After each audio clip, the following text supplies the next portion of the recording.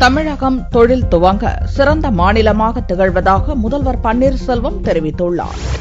சென்னை நுங்கம்பாக்கம் தனியார் ஹோட்டலில் முதலீட்டாளர்கள் ஆயத்த மாநாடு சனிக்கிழமையன்று நடந்தது. தமிழக முதல்வர் பன்னீர்செல்வம் தலைமையில் நடந்த இம்மாநாட்டில் முதலீட்டாளர்கள் பலர் பங்கேற்றனர். விழாவில் உரை நிகழ்த்திய முதல்வர் பன்னீர்செல்வம், சர்வதேச முதலீட்டாளர் மாநாடு மூலம் 1,00,000 கோடி ரூபாய் முதலீட்டை ஈர்க்க திட்டமிட்டுள்ளதாக தெரிவித்தார். தொழில் தொடங்குவதற்கு சிறந்த மாநிலமாக தமிழகம் திகழ்வதாக தெரிவித்த பன்னீர்செல்வம், உள்நாட்டு வெளிநாட்டு முதலீட்டாளர்கள், தொழில் அதிபர்களுக்கு தொழில் துவங்க வருமாறு அழைப்பு விடுத்தார். Tamil is the state with the largest number of factories in India.